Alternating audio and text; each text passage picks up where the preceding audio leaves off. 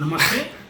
రాష్ట్రంలోని ఇంజనీరింగ్ కళాశాలల అడ్మిషన్ల ప్రక్రియ పైన కొంత గందరగోళం నెలకొందనేది స్పష్టంగా మనకు కనపడుతుంది. వాస్తవంగా చూసినట్టయితే గతంలో ఎంసెట్ కౌన్సిలింగ్ ఉండేది, ఇప్పుడు ఎఫ్సెట్ కౌన్సిలింగ్ నడుస్తుంది.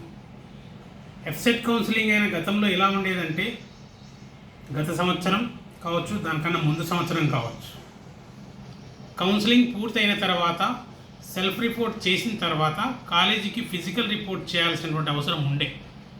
ఆ సమయంలో కళాశాలలో సర్టిఫికేట్లు అన్నీ కూడా సమర్పించాల్సినటువంటి అవసరం ఉండే.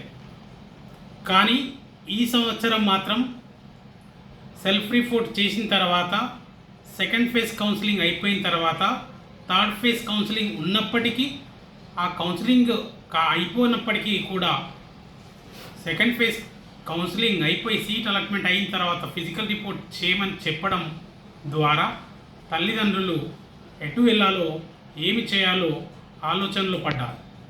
గందరగోళానికి దారితీసింది. ఒక విషయం ఆలోచించాల్సినటువంటి అవసరం ఉంది. అధికారులు ఏ విధంగా ఆలోచిస్తున్నారో, ఏం చేస్తున్నారో కూడా అర్థం కానటువంటి పరిస్థితి అయితే ప్రస్తుతం రాష్ట్రంలో నెలకొంది. ఎందుకంటే అడ్మిషన్ల ప్రక్రియ 3 ఫేజులు కౌన్సిలింగ్ అన్నప్పుడు 3 ఫేజ్ కౌన్సిలింగ్ తర్వాతనే సెల్ఫ్ రిపోర్ట్, ఫిజికల్ రిపోర్ట్ చేయాల్సినటువంటి అవసరం ఉంది. కానీ సెకండ్ ఫేజ్ కౌన్సిలింగ్ అయిపోయిన తర్వాత ఫిజికల్ రిపోర్ట్ చేయండి, సర్టిఫికేట్లు, టీసీ ఇవన్నీ సర్టిఫికేట్లు ఇవ్వండి అని చెప్పడం, మళ్ళీ థర్డ్ ఫేజ్ ఉందని చెప్పడంతో థర్డ్ ఫేజ్ వెళ్ళాలా, సర్టిఫికేట్లు సబ్మిట్ చేయాలా, ఒకవేళ సర్టిఫికేట్లు సబ్మిట్ చేస్తే ఆ కళాశాల మళ్ళీ ఇస్తుందా, ఒకవేళ ఆ కళాశాలలో వెళ్ళిన తర్వాత అదనపు ఫీజుల భారంతో విద్యార్థుల తల్లిదండ్రులు ఎంతో గందరగోళానికి గురవుతున్నారు.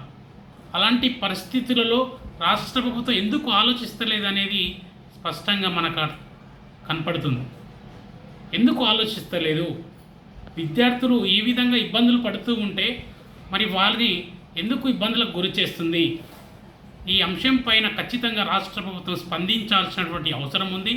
విద్యార్థుల పట్ల, విద్యార్థుల భవిష్యత్ దృష్టి ఆలోచించి వారికి 3వ ఫేజ్ కౌన్సిలింగ్ అయిపోయిన తర్వాతనే ఫిజికల్ రిపోర్టుకి అనుమతి ఇవ్వాలని చెప్పేసి తెలియజేస్తున్నాం.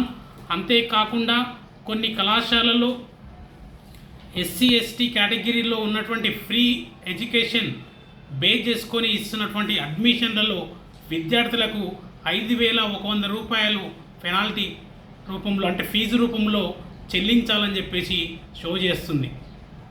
చాలా తక్కువ బడుగు బలహీన వర్గాల పిల్లలు అది 5,000 కాదు 100 రూపాయలు కట్టుకోలేనటువంటి పరిస్థితి ఉంది ఈ కాలంలో. మరి అలాంటి పరిస్థితులలో వాళ్ళు 5,000 రూపాయలు కట్టుకోమంటే ఎక్కడి నుంచి కట్టుకుంటారో, ఏ విధంగా కట్టుకుంటారో చెప్పాల్సినటువంటి బాధ్యత రాష్ట్ర ప్రభుత్వానికి ఉంది. మేము ఉచిత విద్య అందిస్తున్నాం, ప్రతి ఒక్కరికి ఫ్రీ విద్య అందిస్తున్నామని చెప్తున్న ప్రభుత్వం ఇవాళ ఆ పిల్లల పైన 5,100 రూపాయలు కట్టాలంటే ఏ విధంగా కడతారు, ఎక్కడి నుంచి తెచ్చి కడతారు? కాబట్టి ఆ పిల్లల దృష్టి ఆలోచించి ఖచ్చితంగా 0 పైసకే వారికి అవకాశం కల్పించి ఆ కళాశాలలో ఎలాంటి అదనపు ఛార్జీలు లేకుండా ఉండే విధంగా చర్యలు తీసుకోవాల్సినటువంటి బాధ్యత రాష్ట్ర ప్రభుత్వానికి ఉంది అని చెప్పేసి తెలియజేస్తున్నాం. ఇంకా చెప్పాలి అంటే చాలామంది విద్యార్థులు గందరగోళానికి గురవుతున్నారు. మాకు వచ్చిన సీటు సెకండ్ ఫేజ్లో వచ్చింది, సెల్ఫ్ రిపోర్ట్ చేయాలా, ఫిజికల్ కౌన్సిలింగ్కి వెళ్ళాలా, ఫిజికల్ రిపోర్ట్కు చేయాలా, లేదా థర్డ్ ఫేజ్కి వెళ్ళాలనే గందరగోళంలో ఉన్నారు. దాని నుంచి క్లియర్ చేయాల్సినటువంటి బాధ్యత కూడా రాష్ట్ర ప్రభుత్వానికి, ఎఫ్సెట్ కమిషనర్ గారికి ఉందని చెప్పేసి తెలియజేస్తున్నాం.